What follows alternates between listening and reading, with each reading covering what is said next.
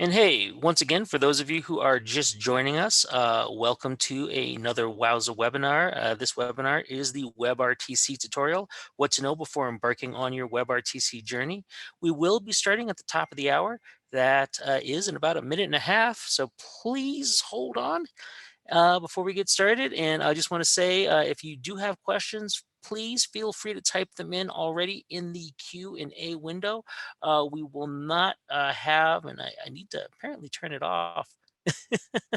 We will not have chatting going on in the chat window. We will be posting links there to anything you may want to check out while we are discussing different things with the WebRTC tutorial.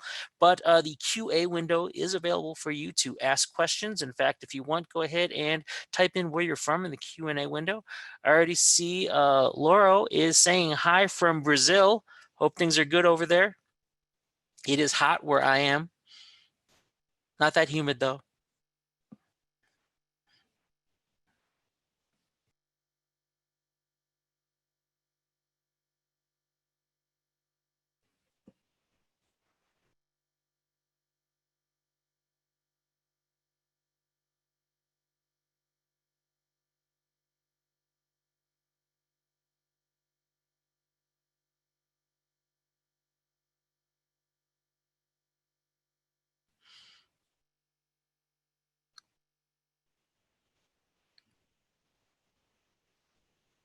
Hi, Diane in San Diego, Robert in Frisco, Heather in Seattle. 0 Celsius? Really?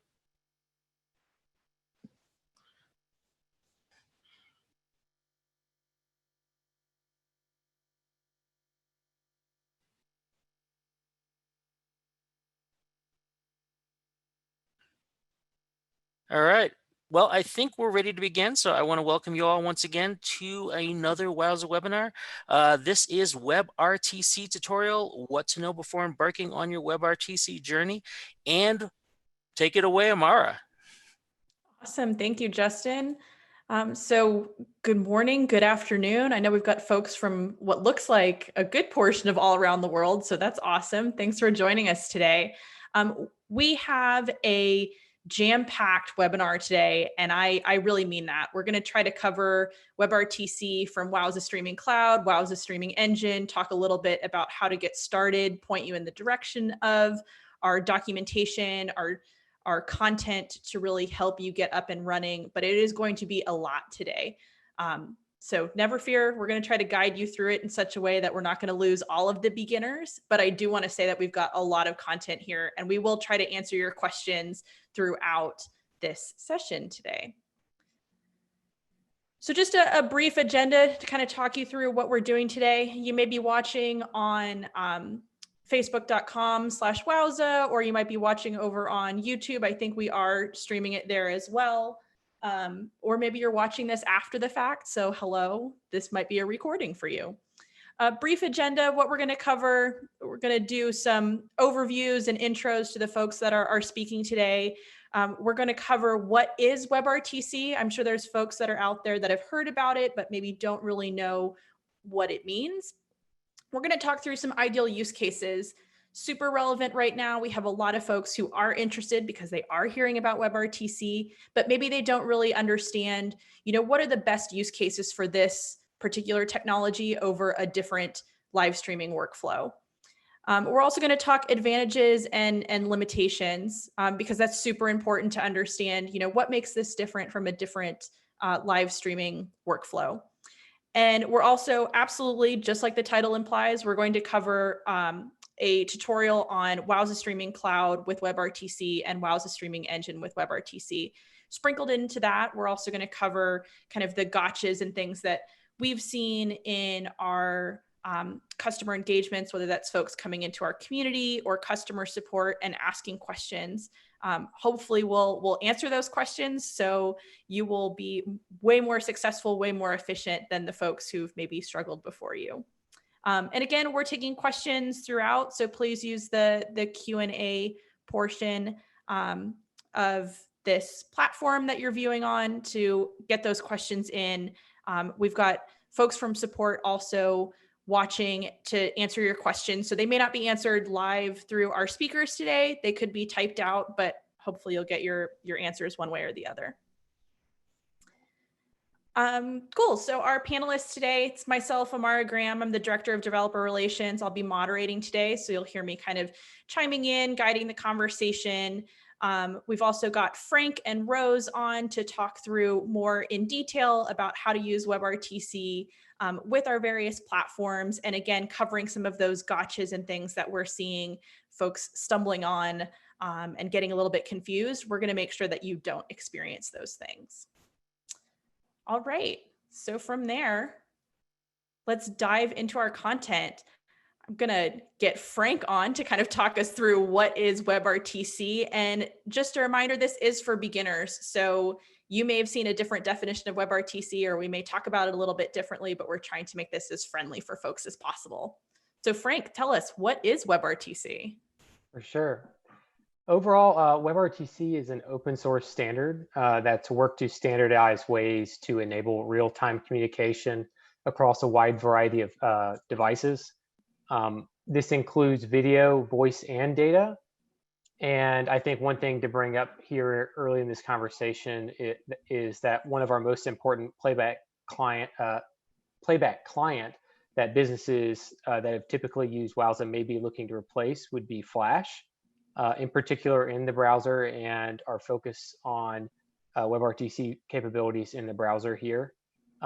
This standard exists to transport media and data, all very robustly built off of like real-time transports that have been standardized and tried and true for a long time. And on the browser side, we see a rich set of APIs that are available to help developers and customers build rich applications to publish, receive, and monitor the real-time video and audio streams. So when we look at what we do at Wowza, we obviously provide the streaming server, which is what you're connecting to and helping distribute the media, and also our example applications that we host on GitHub to help you connect and support your broadcast or other types of workflows.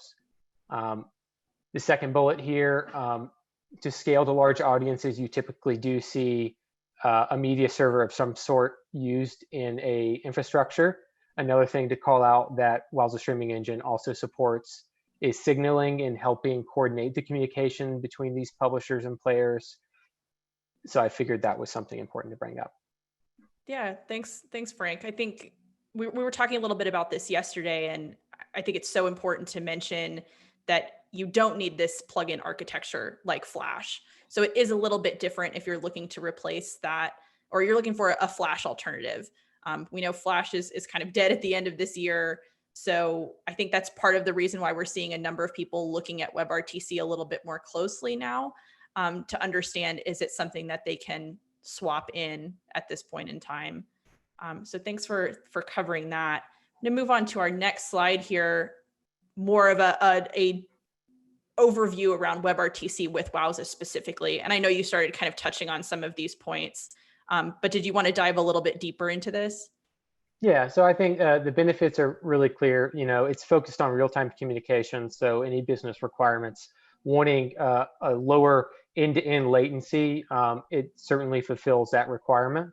The limitations, I kind of touched on those, but it is designed more with Engine for small group video conferencing. I would specifically call out that our implementation has been more so focused on broadcast type workflows. So we're talking one to few to many players, one to few publishers to many players. And I saw a question actually in the open question bank that asked about performance gains between using one-way versus two WebRTC connections. And I would say that is certainly what we're optimized for. That's kind of what Engine's been has served its purpose as in general with most media streaming workflows. And typically used with Wowza, we offer other capabilities to kind of add to what you would see in a normal WebRTC client-to-client workflow to do things like scaling, transcoding, restreaming, simple publishing, and providing security and authentication mechanisms. In particular, our security and authentication mechanisms are things we are working on currently to offer a turnkey solution for. Cool. I figured there'd be some questions probably around that. If you're starting, it's something that you're probably going to run into. Oh, for sure. If it's not the first step, it'll definitely be the second one.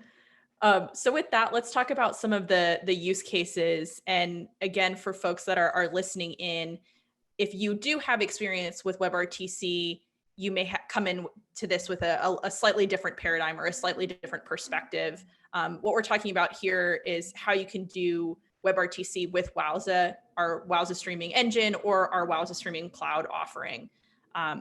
So Frank, I don't know if you wanted to talk through some of the supported use cases here. Rose, feel free to chime in too. These are some of the things that we've seen and obviously could, inspire other folks to build. It's certainly not a comprehensive list. But did you want to talk through any of these or mention any of them? I know we're going to talk about some of the stuff with cloud later, particularly because it's got a single workflow right now with using WebRTC to HLS. I'm going to talk about these when I do my part, so I'll let Frank go ahead and share his comments now. Cool. Yeah, I think looking at the use cases, we have a couple broad categories here. When you look at the lower four, emergency communications, remote monitoring, transactional video, one-by-one chat, you see things that are using more real-time, lower latency requirement workflows that are supported with Wowza streaming engine, and we do that through RTSP, we can support those lower latency workflows through RTSP, WebRTC, and even SRT. The one at the top is certainly something that's going to be touched on in a little bit, and that will allow for greater cost-effective and realistic scalability of those personal video workflows. We'll be touching on that more in a little bit. One-by-one chat is certainly another thing that we support with Wowza streaming engine and you can accomplish, and that is the pure WebRTC to WebRTC solution. And I believe we'll be building a example for that sometime in the near future. So I see we've got a couple of questions in the chat. I'm trying to determine if we want to answer them now. Justin, as you're kind of reading through them, do you see any that are popping up that you want to absolutely. now? We can talk about them now. And while we are talking about them, I'm just going to toss up a poll if you don't mind, so we can maybe have both things going on. So I do have a poll for everyone about what industry you're in and how soon you're looking to build your streaming application. And if you could go ahead and answer some of that, I'm going to leave up for a few minutes. One person was asking, Alex, hello, my question is the WebRTC protocol a good fit for a case where our users stream video for multiple viewers? And if not, what combination of protocols would be great for this use case? I think that would be great. We're going to go over that in detail in the next part of the webinar. So I don't know if you want it. It might make more sense after I explain a few things. Okay. Another question is, will WebRTC cope with live video streaming to one-to-many users? I suppose they're all exactly the same question relating to this. So if you do want to hold off, that's fine. Seeing if there's any others. Let's see. Josu is asking, the issue is always where, I think he's talking with someone in support. I'm not sure. He's having an issue where he's getting a lot of CPU, what he's doing, encoding is CPU intensive, and he wants to know where does the WebRTC encoding happen? So the WebRTC encoding happens in the browser. If the link between the publishing client and the server is not able to sustain like the bit rate being output by the publishing encoder, WebRTC has capabilities to lower that to make sure that you can get the best quality video to the engine in real time. Transcoding is also supported on Wowza streaming engine. That can be done. That would be us acting as a media translator in between publishers and playback clients. We offer those capabilities, and the streams can be played back in those ways too. So there's two kind of different ways where the transcoding can happen, or adaptive encoding. And I think that being said, we can just move this to the next slide as you want to talk about browser compatibility. Yeah, I think that's actually, that question was a really good segue, especially asking where the encoding is happening. So because we're doing the capture and encoding in the browser, it is slightly different, or not slightly different. It is largely different from other streaming workflows where you potentially have a camera that's external to your computer or an encoder that's external to your computer, and you're doing some of that on different places. You're doing some of that CPU heavy brutalization in other places. But we have seen folks where they're trying to run, multiple things at the same time. You do see those CPU spikes. It does, tax your computer in a different way than maybe people are used to. So the browser compatibility summary, I did want to make sure that we covered this, because you are restricted to what video and audio codecs you can use with WebRTC. And the support right now, I think, is much better than it has been in the past. WebRTC is certainly not a new technology, but as far as compatibility across browsers, there's been a lot of changes so that you do have a better experience across all browsers and across all platforms than maybe you've previously experienced before. Frank, did you want to touch on anything here? I know Rose and I get a ton of questions out in the community about this. So we just really wanted to show it to say, here's what you can do today, and here's kind of the limitations. But was there anything else you wanted to touch on here? Yeah, I think one thing that's interesting to point out is kind of the royalty-free and patent encumbered codecs here. So your VPX codecs are supported across all of the browsers with VP8. It sounds like recently Apple has announced that Safari will be shipping with VP9, which is interesting and exciting. The audio codec is Opus, which is another royalty-free codec that seems to have been a good choice for real-time communications when compared to the other offerings that the browsers could support. And the other thing that I would point out is the one known limitation with the video codecs that I wanted to bring up in particular was that the Mozilla Firefox browser on Android currently doesn't support H.264. So taking that into account when you're developing your workflows with Wowza Streaming Engine is something important to do. Yeah, I think that's, you made me think of something too, is that we do have folks that try to run Chrome on an iOS device, and that's a different experience. Even though it is branded as the same browser, you could run into issues. And so those are some of the things that we wanted to make sure that we highlighted for folks who are new to this space as you are testing in different browsers across different platforms, whether it's mobile or desktop. There's some gotchas here as you move across the different browsers. And just because you're working in Chrome, for instance, you may have a different and undesirable experience on iOS, for example.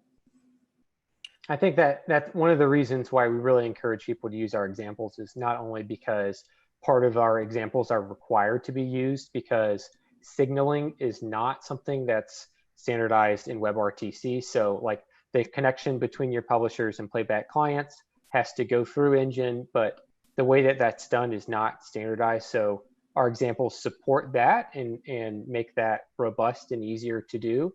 But it also kind of some of our other code inside of our examples also helps with that those interoperability problems you may run into if you were to develop your own player and publisher page from scratch.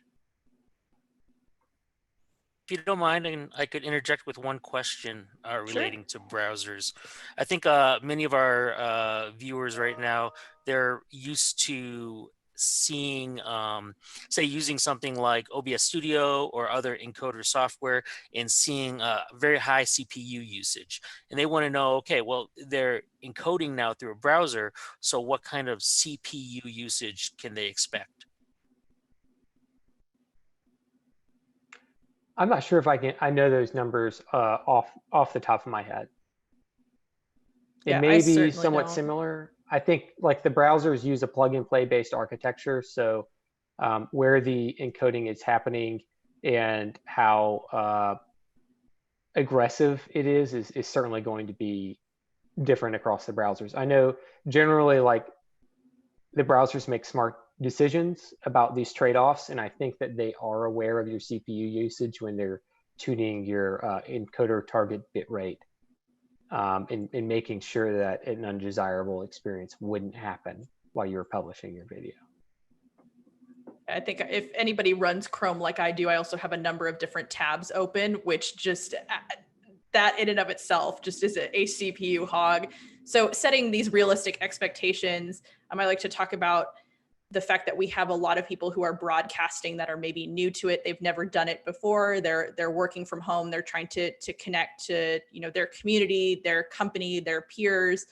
And you're probably not just running a single browser when you're doing a WebRTC stream. You might be running Slack and an email client and other things that are potentially causing your CPU to get kind of maxed out.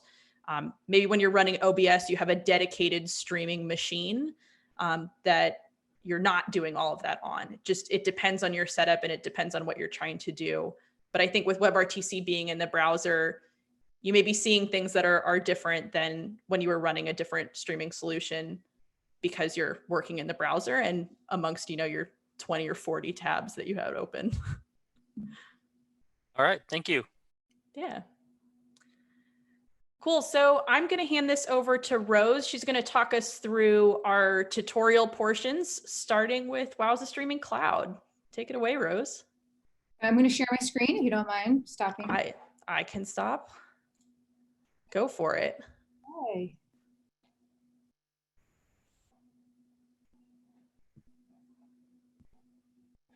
All right. Hello, everybody. A warm welcome to all of our attendees today. I just want to take a quick moment to say that no matter where you're joining us from in the world today, I know I speak for everybody here at Wowza that we hope during this pandemic that you and your families are safe and that you are doing well. So you have heard Amara and Frank mention already that as far as WebRTC streaming with Wowza, you do have two options. And those two options are either Wowza Streaming Cloud and Wowza Streaming Engine. So what I am going to do is walk you through the differences between those two, share some use cases with you, and then run a couple of demos for you. So we're going to start with Wowza Streaming Cloud. And currently in Wowza Streaming Cloud, what we support is WebRTC ingest with HLS playback. So what's really great about this workflow is it allows you to start streaming from your own browser really quickly because it is using WebRTC. And what's also really great about it is because it's using HLS for playback, you can take advantage of the HLS scalability. And what I mean by that is just about all devices around the world now support the HLS protocol. So you can easily reach thousands of viewers in a very short time. So, next slide here, whoops. There we go. So you can see some of the use cases here in the slide. I can tell you that during the COVID pandemic, this has been a fantastic solution for people that were in a situation where they suddenly had to work from home. So social media, fitness trainers, enterprises, businesses, anything, they could quickly hop on their desktop, their laptop, their mobile, if it supports WebRTC APIs, and they can get started pretty quickly with the streaming. And like I said, you can reach up to a couple 100,000 people really, really quickly here. So when we would recommend this for you is when your application doesn't really require near real-time streaming. Although HLS is really great for scalability, it does come with some latency. It averages around 30 seconds for latency, but in Streaming Cloud, we can tune that. We can kind of make some adjustments with the segment sizes of the video chunks, and we can get that down to about 6 seconds. All right, so what I'd like to do now is just go ahead and share how you get this set up in Cloud. Okay, so once you have a Wowza Streaming Cloud account, you would go and log into your Wowza Streaming Cloud Manager. You would go up here to the top of the screen and you would click on Live Streams. Click Add a Live Stream. We'll give it a name. We'll just call it Webinar for today. And a lot of this is already good to go as far as the default.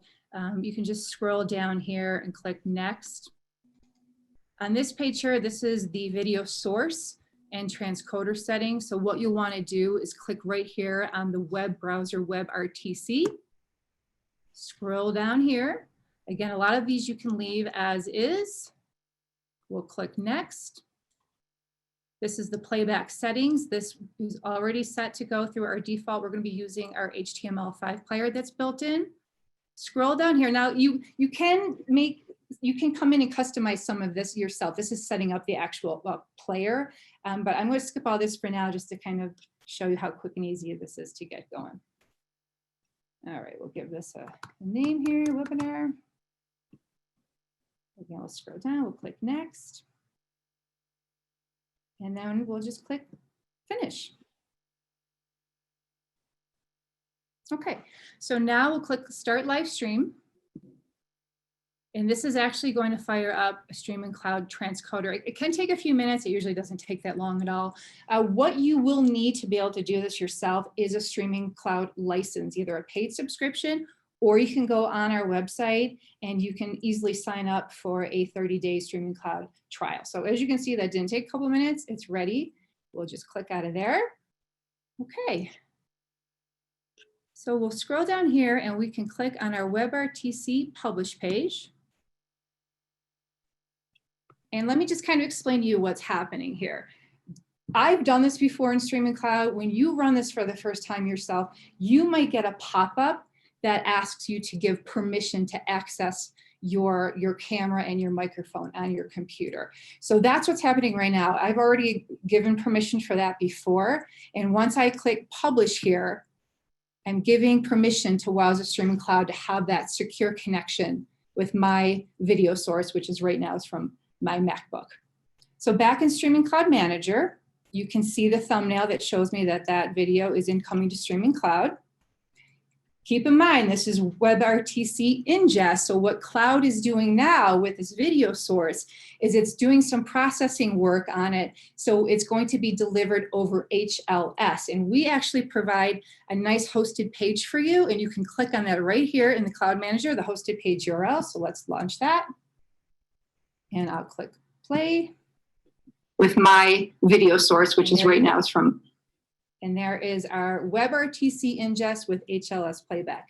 As far as this hosted page, everybody, with this player, it's pretty basic looking right now, but I flew through some of those settings when I was setting this up. When you're setting this up yourself, you can go in and you can add your own, logo. You can add your own description if you'd like for your WebRTC stream, okay? So I hope that kind of just gave you a quick idea how easy it is to get up and running with publishing WebRTC from Cloud. And again, I just want to emphasize that that is HLS playback. And I'm just going to take a moment there to let you absorb that. And I think we're going to run another poll question.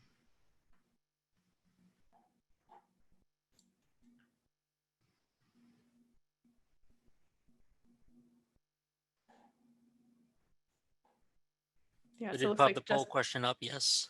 Yeah, Justin's got that. Rose, one of the things too that I wanted to mention that I know like catches people is when they go to do that publish step and they're on the browser, if they haven't started their stream, it obviously won't work. Yeah. So you'll get like a little banner up at the top sometimes that gives you a reminder that says, you know, hey, did you start your stream? We also have that URL available through just like not through cloud. So it doesn't always fill in all of your information. So I've seen folks hit that there and say, you know, hey, I've started my stream. Why isn't it working? You have to make sure your application name and things match. So it is a slightly different experience, but if you go through the cloud portal, you get all of that information kind of marshaled over for you. And by the way, we definitely have many questions coming in, but I thought we would talk about the Wowza streaming engine side of things before going into those questions. Sure. Okay, so yeah, let's go ahead. Let's take a look now at the WebRTC workflows in Wowza Streaming Engine. We do support the same exact workflow that I just showed you in cloud as far as WebRTC ingest with the HLS playback. But in Engine, we do have some additional workflows that are not yet available in cloud. So I want to go through those with you. First of all, if you already have a Streaming Engine subscription, we do recommend that you update to the latest version, which is 4.85. We've made a lot of enhancements and improvements to our WebRTC offering, so you want to take advantage of that. If you're new to Wowza and you sign up after this webinar, then you would automatically be starting out with 4.85, so you'll be good to go there. Okay, so supported workflows, WebRTC ingest with WebRTC playback. That's a big one. This is going to be recommended for those streaming applications where you do require something close to real time. And what you can expect with this particular workflow is something close to about, sub 500 milliseconds. And this particular workflow, works great for live auctions or gambling, anything where you just don't want to have a lot of latency, where you just can't have that involved. So WebRTC ingest with WebRTC playback. You can also configure a one-to-one video chat. That's a big workflow I know a lot of people are interested in. What's really cool about Streaming Engine 2 right now is we support non-WebRTC ingest, such as RTMP, RTSP, and SRT with WebRTC playback. So this will be a great use case for maybe surveillance situations where you're connecting an IP camera or you're connecting from OBS or some sort of encoder, but you still want to take advantage of that low latency, that near real-time playback with WebRTC. So this is a great workflow for those situations.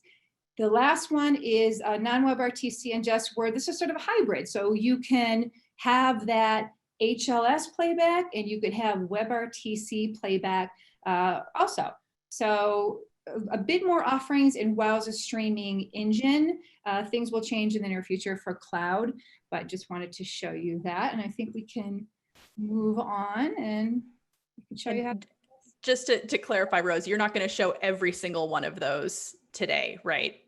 No, not going to show. I just wanted to show those particular ones. I am going to show the WebRTC ingest with the WebRTC playback today. So, but the two things that you do need first to stream with WebRTC in Streaming Engine is you need a Wowza Streaming Engine license. Again, this could be a paid subscription, or if you'd like, you can go on our website and you can sign up for our free 180-day developer trial. And you will also need an SSL certificate. WebRTC streaming does require encryption. It is mandatory. In Wowza Streaming Cloud, that's already built in, so you don't need to worry about the HTTPS portion in cloud, but in Streaming Engine, you will need to go in and configure this yourself. So you can use your own SSL certificate if you already have one. If you don't, not to worry. Wowza makes it very easy for you. We offer a free SSL certificate. It's called Streamlock, and you can sign up for that on our website from your account, and you can download that pretty easily. You will need to configure that to your Wowza Streaming Engine account, and we're going to share the link and a step-by-step tutorial with you on how you would do that. So let's try and get out of here and show you how to do this in Engine. Okay, so it's kicked me out here. Let me go back in.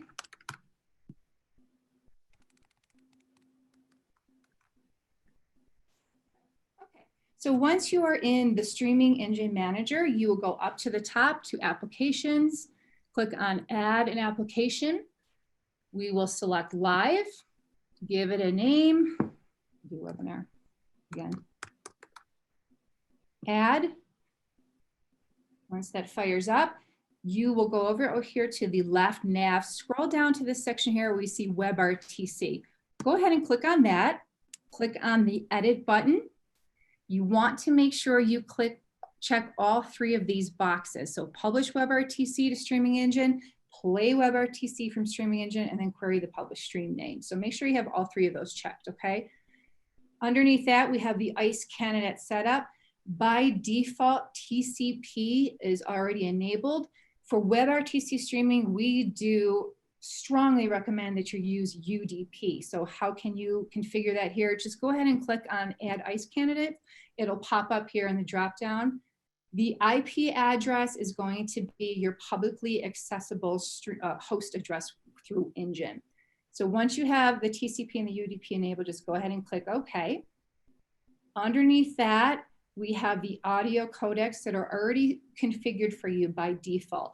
Now, WebRTC streaming for audio, it does require the Opus codec, so that's already set for you, and you'll see it says right here, only the Opus codec is currently supported. Underneath that, we have the video codecs that we support for WebRTC, VP8, and H.264. You don't need to do anything here. Go ahead and just make sure you do click Save. Okay, after that, we have some really nice built-in test pages for you. We have a WebRTC publish page, and then we have the WebRTC play page. So you can click on Open WebRTC publish page. And again, this is giving Streaming Engine access to capture the video and the audio from my browser. And again, you may get a pop-up the first time that you do that, asks, do you give us permission? You would just click allow. All right, so we have some fields over here to the right. The first one is the signaling URL. And this is basically part of the process where it's setting up a secure connection between my browser and Wowza Streaming Engine. This right here, everybody, is a placeholder. It gives you an idea of what that URL structure looks like. Keep in mind that, you know, once you click on that, it's going to disappear. So if you're like me, and memory is not so great some days, let me show you an easy way to make sure that you enter that correctly. You will be following this document, set up WebRTC streaming with Streaming Engine. I believe Justin is going to drop the link to this doc in the chat window. But what you want to do is scroll through here to the test the WebRTC workflow portion. And right in this section here, it gives you a great example. If you're using Wowza Streamlock for the SSL, which I am, this is what your signaling URL should look like. So this is the easiest way to do this to make sure that you don't make any mistakes. Just go ahead and copy this. Go back over to that page. Paste that in. Now, something important to point out to you. What I just copied and pasted from that doc has the Streamlock name that is just an example. That's not my particular Streamlock certificate name. So you need to make sure that you're entering in yours. So where you get that, I'm going to jump over. When you sign up for a Wowza account, you log in, this will be the My Account page. One of the tabs here is Streamlock. And it's actually kind of great that we're landing on this page right now, because this is where you would apply for that Streamlock certificate if you needed it. And you would just enter your information in a few fields here and apply for it. You will get that SSL certificate usually within 24 hours, and you download it. Once you download it, it shows up right here on this page under the Streamlock tab. So mine is right here.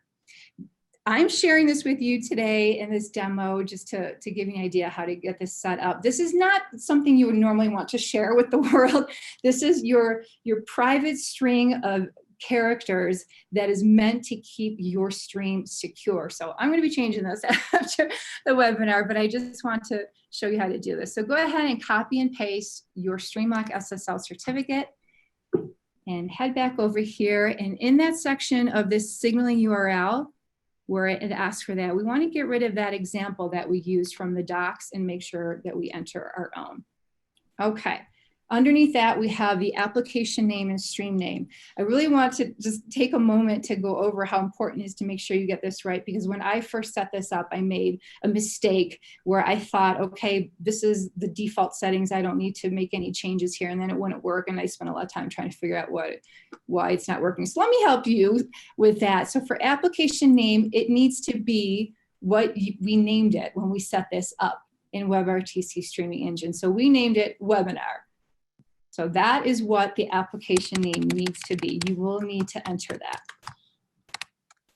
Stream name, you can name it anything you want. Right here, you can make that up right on the spot.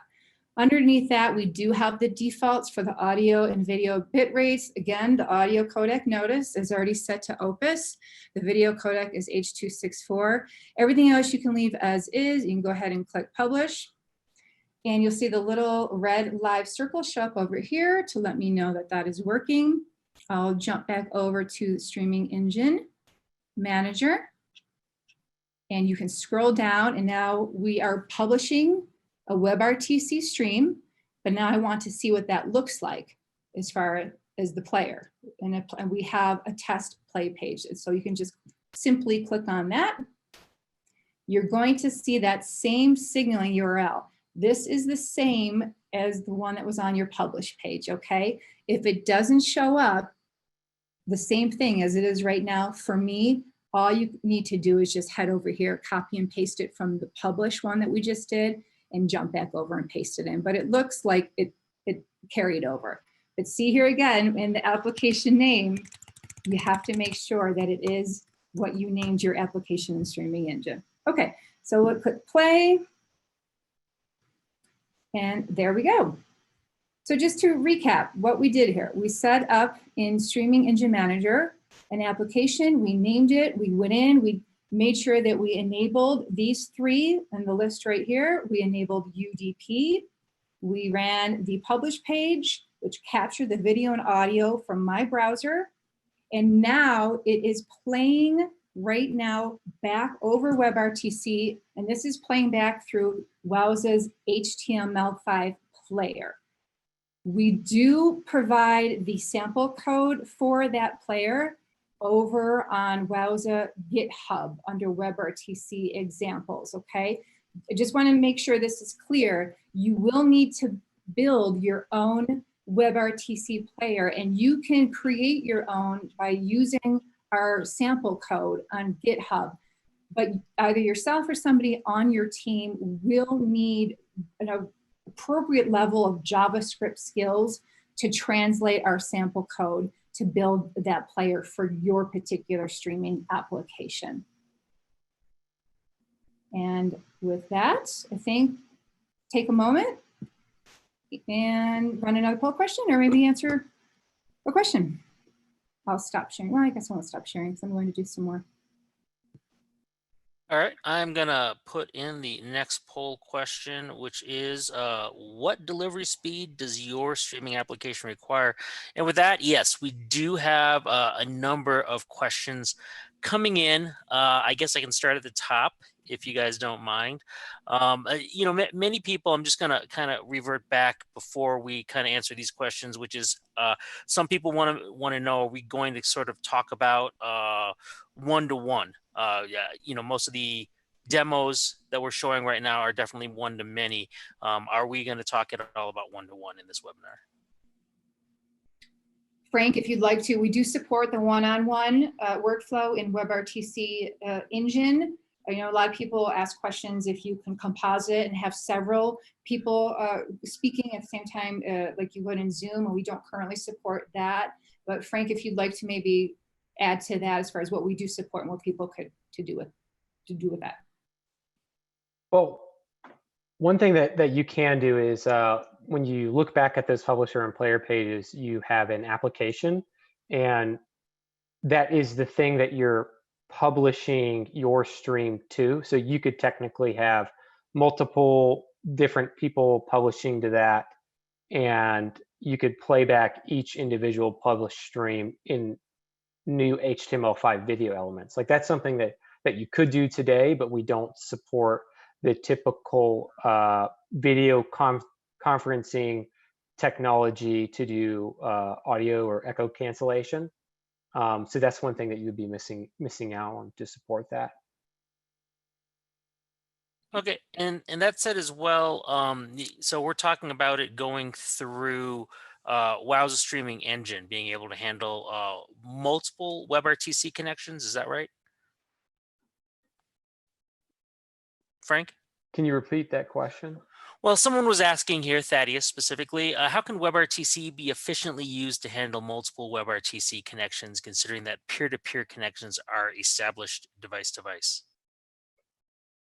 Oh, Wowza streaming engine is in the middle. So that's where we come in and efficiently handle that. All right. Now, Amaro has been asking questions, and I'm not sure I think some of this has been repeated, so I'm just going to go straight to when he asks, Rose, how can I get a video player to host my server and hard-coded URL to play? I've configured everything and it works super fine. I just need to customize the player to playback because I don't want to complete a form for the playback. We're talking about WebRTC in and WebRTC out? He doesn't say, but I think at this point, I think the issue is he has looked at our GitHub repository, and it's not quite. I think he needs to program it himself. This is my answer.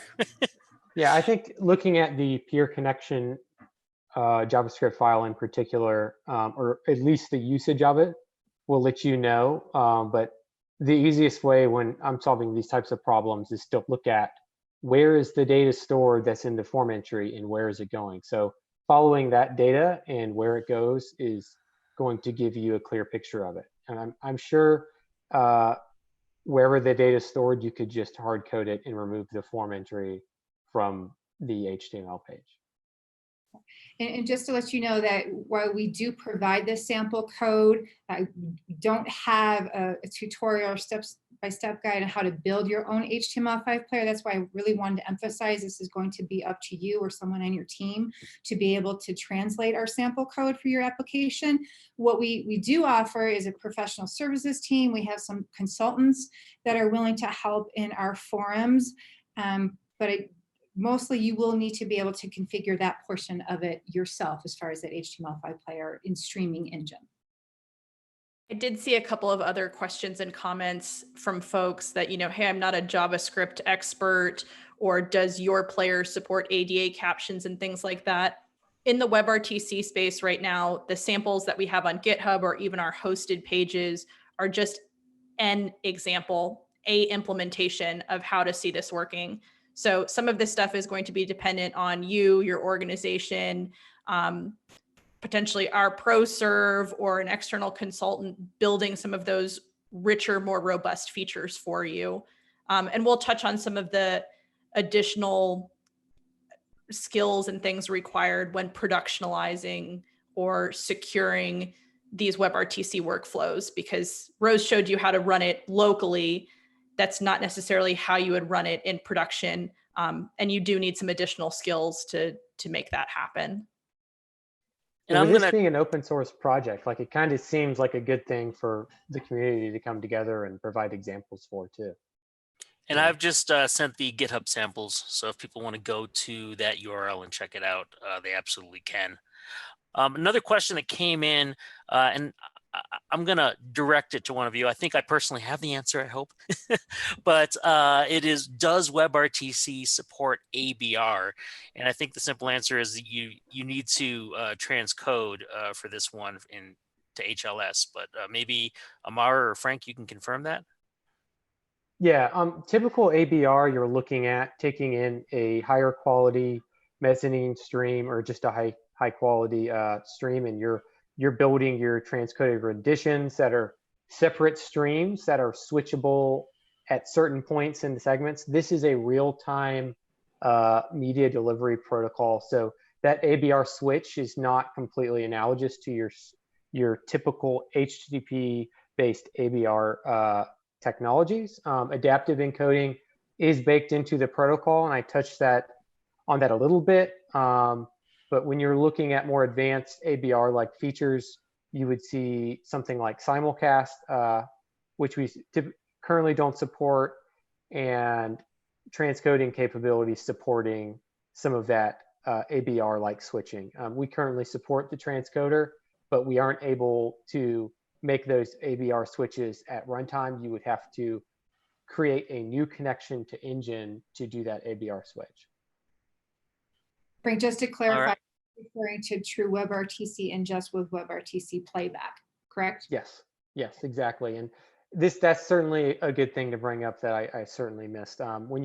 If you're doing a WebRTC into HLS output, it is easy to configure engine to support ABR streaming through HLS or Dash. It's, kind of one of our bread and butter, I feel like, products that we offer, and it is inherently much more cost effectively scalable, in particular through CDNs or even our Wowza streaming cloud service. All right. Now, I do have a more program-oriented question here. One person is asking, and as soon as I do that, somebody deletes something in the Q&A, and I lose everything. Isn't that awesome? So it's Someone's answered, right? Someone wants to know if all these functionalities of creating a new stream and then providing the signal URL for both publish and playback, are these all programmable through the REST API? Also, will they work the same way for native Android and iOS applications? I don't think the signaling part, so finding out where or like what server you're connecting to, you could program that through a REST API, but you need to be able to connect the engine to interact with our APIs to begin with. I would say most of this stuff is going to have to be programmed on your own. So you would if you're trying to programmatically connect to an engine instance, you could do that yourself by hard coding it or creating a service somewhere that would let you know where the Wowza streaming engine instance is and what URL you need to connect over. The application and stream instance, again, these would be things that you would need to program yourself because depending on how you're configuring your engine installation, you may or may not have more requirements on that. Some of those things that first come to my mind are the stream names. So if I'm building an application where I'm publishing one-to-many, but there are also other people publishing to people on that same application instance, you may have checks to make sure that your stream name really makes sure you're identifying yourself, making sure that you have permissions to actually publish a stream or playback a stream, and that would all be configured on the server side. And as far as support for, the second part to the question was as far as the support for native applications or players on mobile. It depends. And I think Frank would agree with me on that. A lot of them do support the WebRTC APIs right now. A lot of times you need to make sure you're running the most recent version, but not all of them. And we're going to discuss a little bit more when I go over some of these top WebRTC support questions. But Frank, did you just want to share a little bit more about that as far as mobile compatibility with WebRTC? So our current mobile compatibility our offerings are primarily browser-based. I think Amara touched on that a little earlier, where with iOS, you should expect to use Safari. And when you're on Mozilla, if you're looking to use H.264, you should be not using Mozilla. I mean, you need, on Android devices, like there's an issue with loading the H.264 codec in Mozilla Firefox. Like those are the two kind of bumps in the road there. For native playback capabilities, if you were, those wouldn't work out of the box because you would have to connect up the signaling portion or implement with us from a signaling perspective, which would be a little bit more involved. Great, thank you. We want to go ahead and step through the support questions. I want to be careful about the time. I know we do have other questions, but Rose, let's run through these and then we can answer any remaining things towards the end.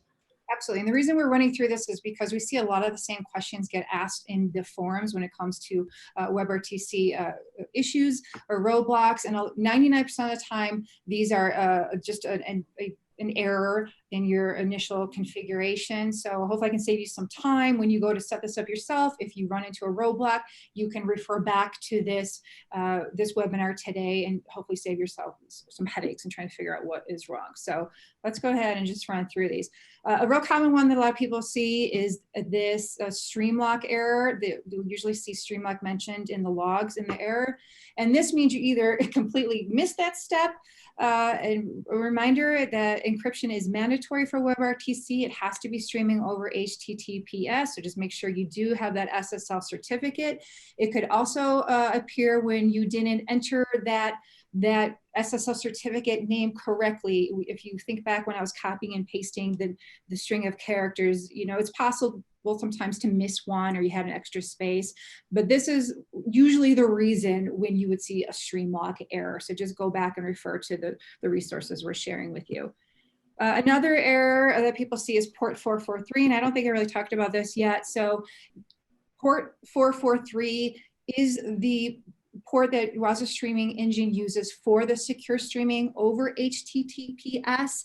Your SSL certificate has to be bound to port 443. And if this sounds really complex and confusing, please don't worry, it's really simple. We show you in the document and step-by-step tutorial how you can go into Engine Manager or XML, and it takes under 5 minutes, but you do have to make sure you do it correctly, and you need to hit save and restart the engine server. Otherwise, you may see a 443 error pop up. Next, we have some people say that, you know, they've done everything they're supposed to and they don't have any audio in their WebRTC play stream and engine. I'm talking about WebRTC playback. So if you're using the H.264 codec for WebRTC streaming, it does require Opus as the audio codec. So sometimes people will try to configure a WebRTC streaming engine and the H.264 still has AAC. You'll need to just very quickly go into streaming engine, enable the transcoder, and it will convert that. So your audio codec in WebRTC will be Opus, and then you'll have the audio. And then as far as streaming cloud, we don't really see people have this issue because, just a quick reminder, it's not WebRTC playback. It's the HLS, so you don't need to worry about it in cloud. But in engine, H.264 needs to be Opus for audio. Okay, another thing that a lot of people ask me about in the forums is they're having issues with streaming a WebRTC in Firefox. If you think back to when I was walking you through the setup in Streaming Engine Manager, remember when I was showing you that we have TCP enabled? We do recommend UDP. Well, for Firefox and WebRTC, you absolutely have to have UDP because it won't work over TCP. Okay, so make sure you do take that moment in Wowza Streaming Engine Manager to enable the UDP. And Frank, just really quickly, do you kind of want to explain what the difference is between the two and why Wowza so strongly recommends that you use UDP? Yeah, sure. So I think the primary reason that we recommend in WebRTC in general, standard body generally recommends UDP is because of its ability to focus more or not impede the requirement for timeliness of media and data delivery. TCP is obviously focused on reliability, and when looking at TCP in particular, things like retransmission and exponential backoff or its congestion control implementation can actually work against VoIP quality. So that is why we recommend UDP in summary. Great, thank you. And just a quick screenshot to remind you of what I was just referring to in that setup in Engine Manager, where you would go in and you would make sure that you have UDP and TCP configured. Okay. All right, building the WebRTC player, we've touched upon this. Again, we will provide the sample code, but you will need to be able to build that and translate that sample code for your own application. Unfortunately, we will not be able to build that completely for you. So I just wanted to remind you of that. You can record your WebRTC streams. This is a common question. In Streaming Cloud, Once again, it's HLS playback. You don't need to do anything special here because it's WebRTC. You would just follow the typical steps that you would to stream in cloud. Now for streaming engine, there is something that you will have to pay attention to. As I said, with WebRTC, you do need to have Opus as the audio codec. When you record that WebRT stream and you now want to play it back and it's in an MP4 container, the MP4 container will require now that audio codec to be AAC. So you need to switch it back. It is not a big complicated thing to do. If you have the transcoder feature enabled in Streaming Engine, it's very simple to just go ahead and convert your recording from Opus to AAC. And that is it. Again, I just wanted to show you those things because you can get caught up on this stuff, and I just want to save you some time when you are ready to start experimenting with WebRTC. So I'm going to stop sharing my screen and send it back to you, Mara.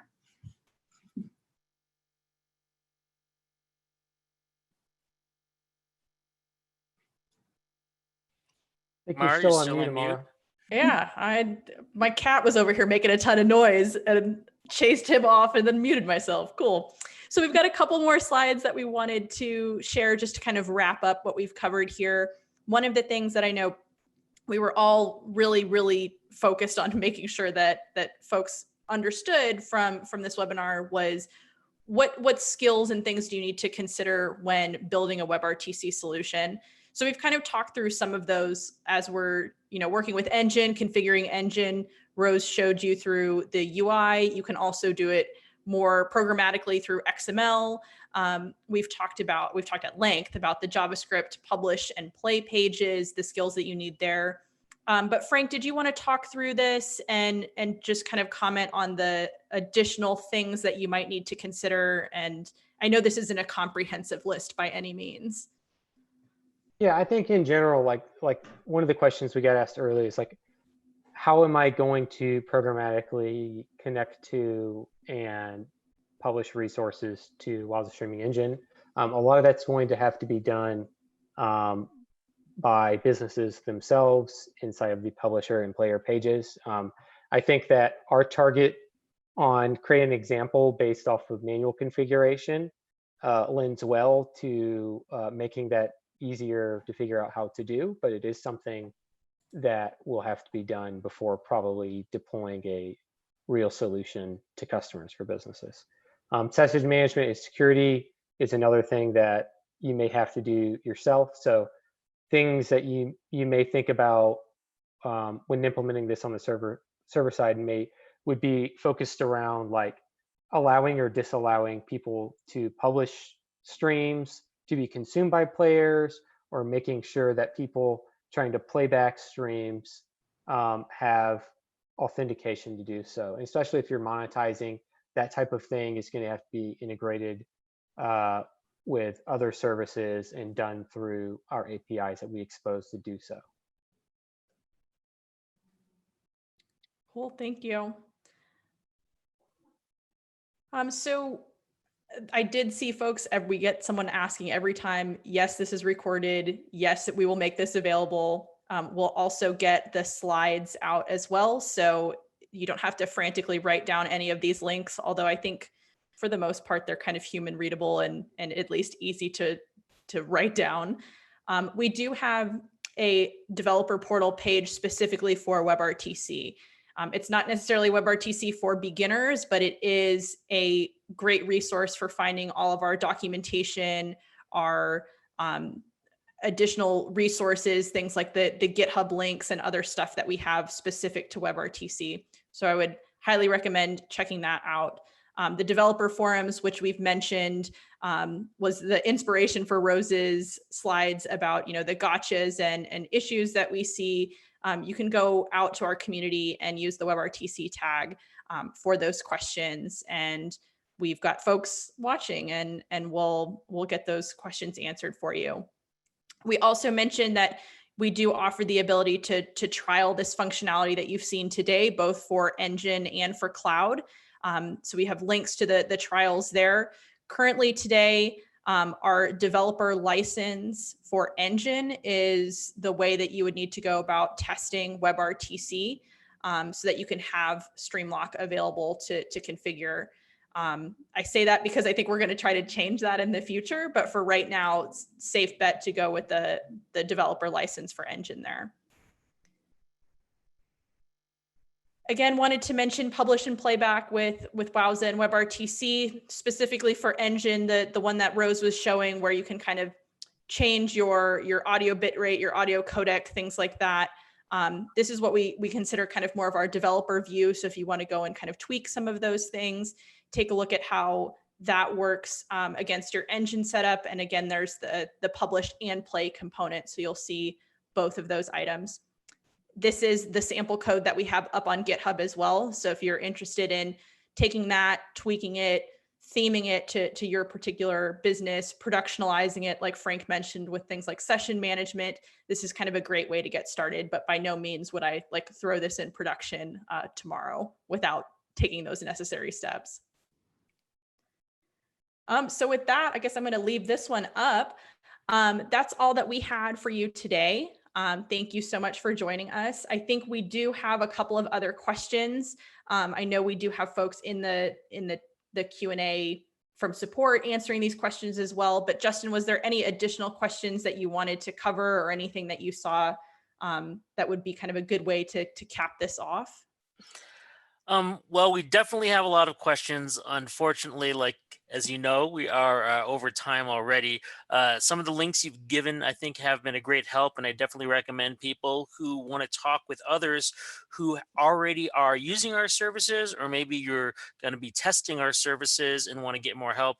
They can definitely go over to our forums and chat with other people who are currently also trying to create their own, let's say, one-to-many, or many people are asking about ways to do one-to-one chat, or maybe 4-to-4 chat. I mean, definitely the community is a great place to get help from people, and I'd rather point people there than necessarily try to answer every single question that's coming in right now. Hey, that works for me. The other thing too that we wanted to call out is if you do feel like you don't have the skills in this space, and or your organization doesn't have the skills in this space, and you'd want to have a conversation with our sales or professional services, that's also available too. Feel free to use the Q&A to ask for that assistance, and we can connect you with those folks. But I did want to stress that, you know, this is definitely not for everyone. It is an option, just like any other streaming option. But because of the different skills that you would need, especially with these publish and play pages needing a pretty intermediate to advanced level knowledge in JavaScript, we did want to make sure that that's available to folks as well. So I guess that's where we leave it, right? Rose, thank you so much for the amazing technical demos. You're so brave for doing that all live. Everything worked. That was awesome. Frank, thank you for your expertise here. I don't think we could have done it without you. Appreciate all your work on the Engine stuff too. I know you had mentioned that we're working on some additional things like turnkey solutions and other stuff. So there's a lot of exciting things happening in the WebRTC space at Wowza. Thanks for having me. Cool. Thank you so much, everybody. We're going to go ahead and wrap it up here. Hope you enjoyed the webinar, and thank you for your time.